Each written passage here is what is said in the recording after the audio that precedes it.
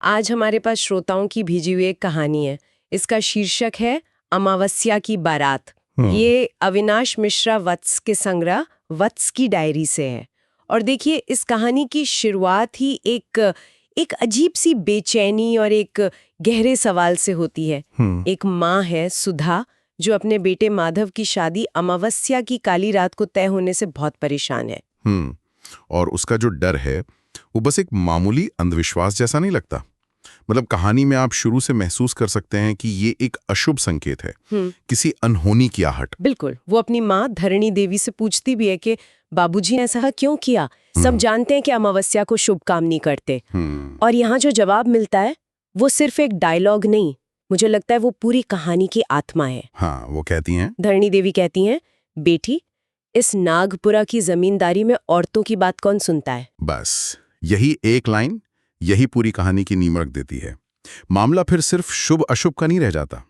ये तो सीधे सीधे उस समाज के शक्ति संतुलन पर, पुरुष अहंकार पर और औरतों की स्थिति पर, हाँ, उनकी नजरअंदाज की गई आवाज पर एक टिप्पणी है। यहीं से ये कहानी एक डरावनी लोक कथा से कहीं ज्यादा गहरी हो जाती है। तो चलिए इसी एक पंक्ति को पकड़कर आगे बढ़ते हैं और इस कहानी के प्रतीकों को, इसके किरदारों के अहंकार को परत दर परत समझते हैं। कहानी का जो मुख्य किरदार है माधव, जमींदार का बेटा, लेखक हमें शुरू से ही दिखा देते हैं कि उसमें किस तरह का घमंड है। जब बारात निकलती है और उसकी पालकी कुल देवता के थान के पास से गुजरती है तो वो प्रणाम तक नहीं करता, बस अकड़ कर बैठा रहता है। हाँ, और यहाँ एक सवाल उठता है, क्या ये सिर्फ नास्तिकता है या इससे कुछ और गहरा चल रहा है? वही मैं भी सोच रही थी। मेरे हिसाब से ये सिर्फ नास्तिकता तो नहीं है। नास्तिकता में आप विश्वास नहीं करते, ठीक है, पर यहाँ वो परंपरा का अपमान कर रहा है एक्टिवली। वो ये दिखाना चाहता है कि गांव के नियम, आस्था के कायदे वो उस पर लागू नहीं होते। ये सत्ता का नशा है जो कहता है मैं सबसे ऊपर हूं। और शायद यही देखकर उसकी माँ सुधा के मन में एक अनजाना सा डर बैठ जाता है। उसे अचानक दलवा ताल याद आता है, गांव की सीमा पर बनी एक रहस्यमयी और दलदली जगह। कहानी में बताया है कि वहां औरतों का अंतिम संस्कार होता था। उस जगह का नाम लेना भी अपशगुन था। देखिए, लेखक की खूबी, कुलदेवता के अपमान के ठीक बाद इस जगह का जिक्र। उन्होंने बड़ी चतुराई से दो चीजों को एक साथ पिरो दिया है। एक तरफ माधव का पुरुष अहंकार जो देवशक्ति का अपमान कर रहा है, और दूसरी तरफ एक ऐसी जगह का जिक्र जो सीधे सीधे स्त्री और मृत्यु से जुड़ी है। दलवा ताल सिर्फ एक तालाब नहीं है, वो प्रतीक है, उस समाज में औरतों के दबे कुचले अस्तित्व का प्रतीक। बिल्कुल, जैसे उसका नाम लेना अपशगुन है, वैसे ही शायद औरतों का बोलना भी। सही बात है। कहानी आगे बढ़ती है। बारात पुष्करपुर के लिए निकलती है, लेकिन पालकी के अंदर का माहौल बहुत अलग है। नशे में धुत माधव अपने दोस्तों के साथ ईश्वर और परंपरा का मजाक उड़ा रहा है। और फिर कहानी में एक ऐसा नाटकीय मोड़ आता है जहां ये साबित हो जाता है कि ये सिर्फ नास्तिकता नहीं, ये विनाश को खुला निमंत्रण है। हाँ, जब वो अपनी सत्ता के नशे में उस सीमा को लांघ जाता है जिसे किसी को नहीं लांघना चाहिए। जैसे ही बारात गांव की सीमा पार करने वाली होती है, माधव हुक्म देता है, पूरी बारात दलवा गाल जाएगी। अब ये एक ऐसी मांग है जो सिर्फ परंपरा का अपमान नहीं, ये तो सीधे सीधे अनिष्ट को बुलावा देना है। बिल्कुल, शादी से पहले शमशान देखना, और वो भी ऐसी बदनाम जगह, इसका कोई तर्क ही नहीं है। यहाँ तक कि उसके मामा रघुनाथ बाबू, जो एक तरह से विवेक की आवाज हैं, वो उसे समझाने की कोशिश करते हैं। हाँ, वो कहते हैं कि ये ठीक नहीं है, लेकिन माधव उनकी एक नहीं सुनता। और वो उनकी आवाज को कैसे चुप कराता है, ये भी बहुत महत्वपूर्ण है। वो अपनी कमर में बंधी रिवॉल्वर के दम पर सबको चुप करा देता है। रिवॉल्वर का आना कहानी को एक नया आयाम देता है ना? बहुत बड़ा। रिवॉल्वर यहाँ वो आधुनिक सत्ता का, अहंकार का प्रतीक है। एक ऐसा हथियार जो परंपरा, विवेक, अनुभव, सबकी आवाज को दबा देता है। रघुनाथ बाबू के पास सामाजिक समझ है, पर माधव के पास ताकत है।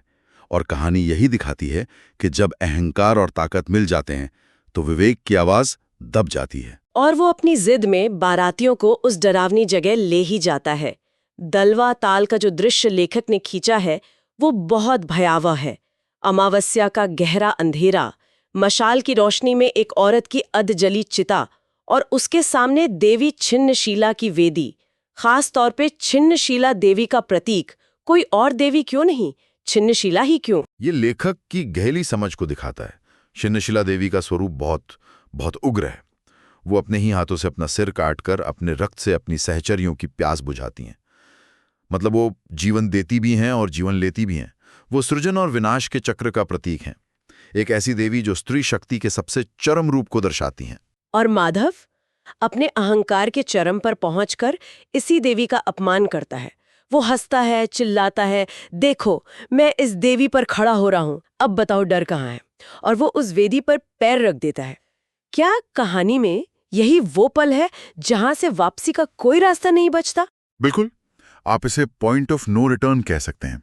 छिन्नशिला की वेदी पर पैर रखना सिर्फ एक पत्थर की मूर्ति का अपमान नहीं है। यह स्त्री शक्ति का, प्रकृति का और जीवन मृत्यु के उस चक्र का सबसे बड़ा अपमान है।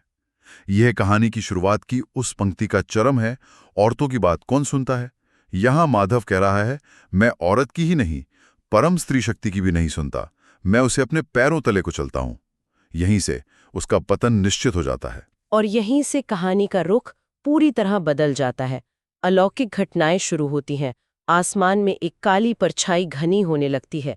मशाल की लौ बिना हवा के कांपने लगती है। दोस्तों की हंसी अचानक बंद हो जाती है। ये प्रकृति की पहली चेतावनी है। तूफान से पहले का सन्नाटा। लेखक यहां माहौल बना रहे हैं कि अब जो होगा वो इंसानी काबू से बाहर होगा। माधव अभी भी नशे में है। वो पूछता है, अब क्यों चुप हो गए? और तभी तालाब के पानी में हलचल होती है। एक तेज चीख गूंजती है और माधव का एक दोस्त चीखते हुए दलदल में समा जाता है। और यहां सबसे दिलचस्प बात यह है कि वो दलदल या तालाब वो एक निर्जीव चीज नहीं रहता, वो एक जीवित शक्ति बन जाता है। ये प्रकृति का क्रोध है जो अपना बदला ले रहा है। अब तो सबके होश उड़ जाते हैं। सब भागने की कोशिश करते हैं लेकिन उन्हें रास्ता ही नहीं मिलता। और फिर एक और डरावनी चीज होती है। मूर्ति के सामने की जमीन नरम होने लगती है। जमीन का नरम होना ये प्रतीक है कि धरती भी इस अहंकार का बोझ अब नहीं सह सकती। जिस जमीन पर वो खड़ा होकर अपनी सत्ता दिखा रहा था, वही जमीन अब उसके खिलाफ हो गई है। माधव का नशा अब डर में बदल चुका है। वो अपनी आखिरी ढाल का इस्तेमाल करता है, अपनी पहचान। वो चिल्लाता है, ये सब धोखा है, मैं जमींदार हूं, मुझे कोई छू नहीं सकता।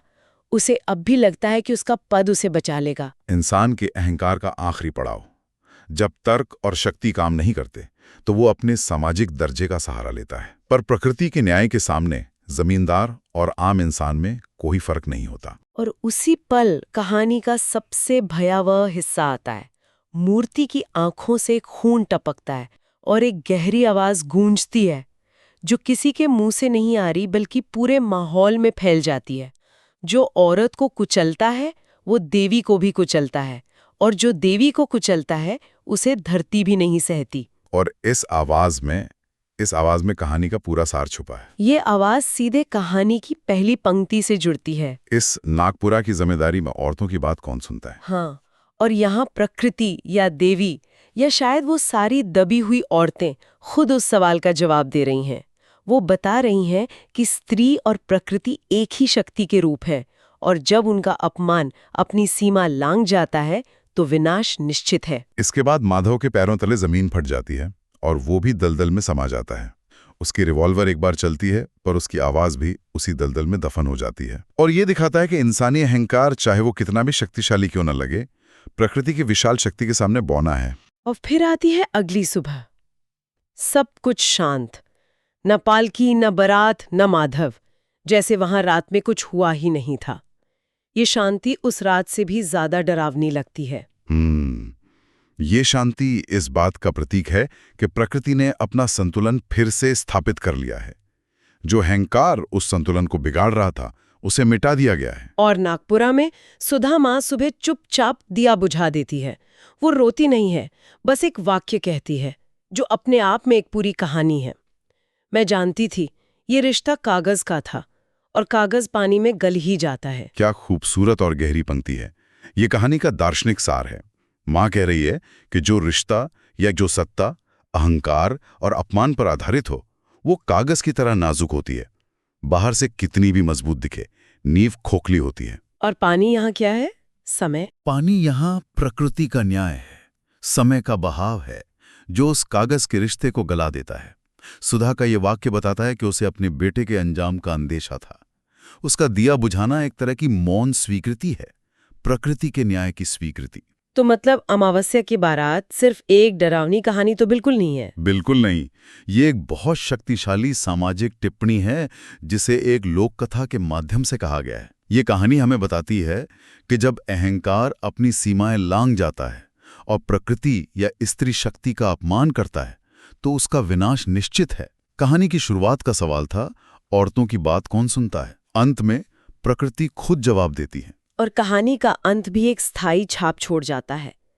कहते हैं अमावस्या की रात आज भी दलवा ताल के पास किसी के कदमों की आवाज आती है, जो देवी पर पैर रखने चला था। और यही बात हमें सोचने पे मजबूर करती है ना, कि क्या ये सिर्फ एक भूत की कहानी है या ये इस बात का प्रतीक है कि इतिहास में किए गए अहंकार और अन्याय की गूंज उस जगह को हमेशा के लिए शापित कर देती है। शायद एक चेतावनी के तौर पे। हाँ, एक चेतावनी, ताकि आने वाली पीढ़ियां सबक ले सकें कि कुछ सीमाएं होती हैं, चाहे वो प्रकृति की हों, आस्था की हों या किसी इंसान के सम्मान की, जिन्हें कभी लांघना नहीं चाहिए।